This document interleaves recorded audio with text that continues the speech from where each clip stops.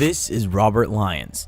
The 39-year-old suburban Chicago man stabbed his mother to death over tickets to an Avril Lavigne concert and was sentenced to 40 years in prison. Linda Bullock, Robert Lyons' mother, was found dead in the pair's Carroll Stream condo on March 14, 2008. Lyons told police that he killed his mother in a fit of rage after she refused to arrange skybox tickets for him at an upcoming Avril Lavigne concert. He also denied that his bipolar disorder played a role in his decision to bludgeon and stab her. Lyons was found guilty after a 6-day trial in September 2011, according to reports. The jury deliberated for approximately 2 hours before returning a verdict of first-degree murder. Prosecutors cited neighbor reports of frequent spats between Lyons and his mother as evidence that the killing was premeditated. The brutality of Bullock's murder further incriminated Lyons. After beating Bullock in the head with a champagne bottle and stabbing her repeatedly in the back, Lyons poured household chemicals on her body before leaving for a nearby Hooters restaurant, where he was apprehended by police.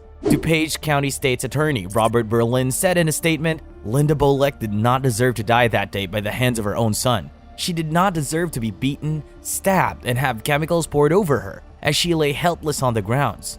Mr. Lyons, however, deserves this punishment." This is Christy Sheets.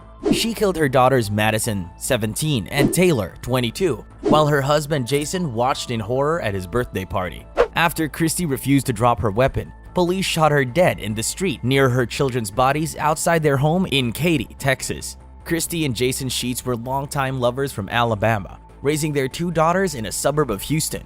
But through the most unforeseen circumstances, Christy decided to load a 5-round 38 caliber revolver and open fire on her family. Authorities knew Jason had announced his desire for a divorce that day of the shooting, after years of a crumbling marriage, as reported by Fort Bend County Sheriff Troy Nels. Authorities also knew that Christy had attempted suicide 3 times and had been treated at multiple mental health facilities in the past 4 years. They also know that she had fought with Taylor and Jason the day of the shooting. Christy started to spiral after her grandfather died in 2012, months before her mother died, and Jason believed that she killed their children to make him suffer, according to what Jason told the investigators. But there was no history of Christy being violent. On that day, when the family gathered in the living room before Christy opened fire, Jason expected they would discuss the divorce. She pulled the gun instead. Christy and Jason met when they were younger, and they just knew they were going to be together, as told by Taylor's childhood friend. They apparently grew up not far apart. Christy was a native of Decatur, Alabama, a 15-minute drive from Trinity, where Jason had lived and attended high school.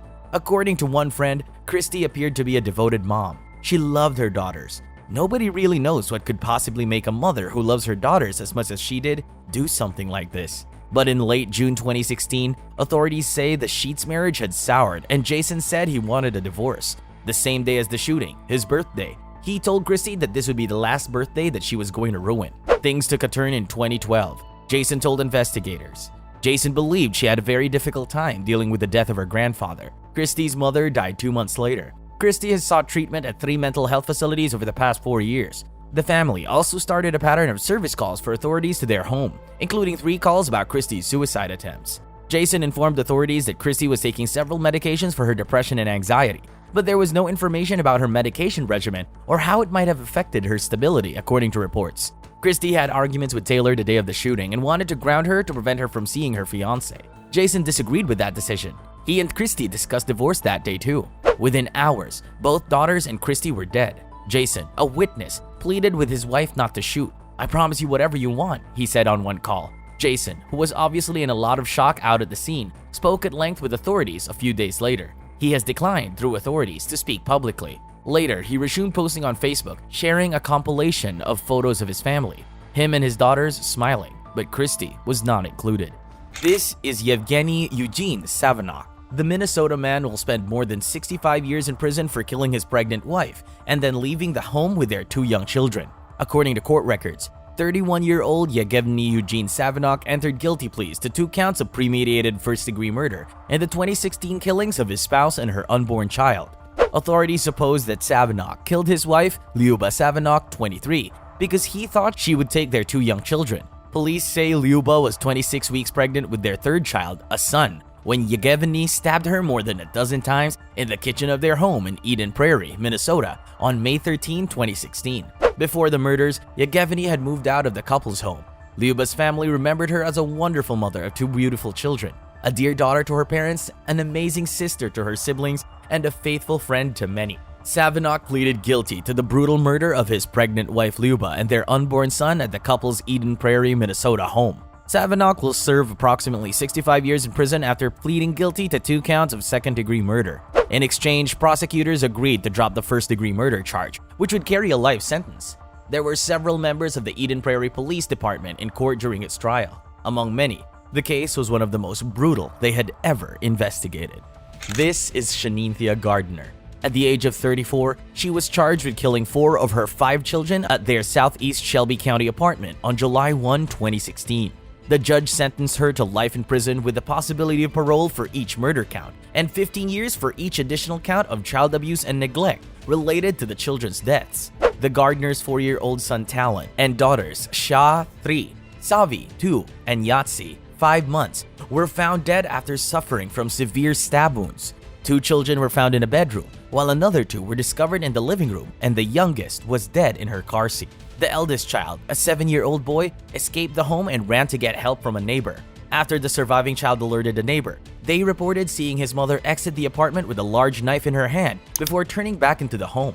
In 2016, it was reported that the 7-year-old boy did not share the same father as his 4 siblings. The identity of the eldest child has, for now, been forfeit. The sentences for all of them will run consistently with one another, so her effective sentence is life with the possibility of parole, which is 51 years. Prior to police arrival, Shanynthia Gardner allegedly spoke to her husband, Martin, and confessed to killing their children. She was on the scene when the authorities with the local sheriff's office arrived and found the bodies of 4 of her children inside the apartment. The defense argued that Shanynthia Gardner should be found not guilty on the basis of insanity. They cited an earlier incident where she had felt that someone was trying to harm her and her family, according to a police report. She allegedly left work early to pick up the children, eventually calling her husband, Martin Gardner, late at night from Corinth, Mississippi, about 100 miles away, where she had no apparent ties to family or friends. Prosecutors agreed that she had mental illness, but argued that she still knew the difference between right and wrong.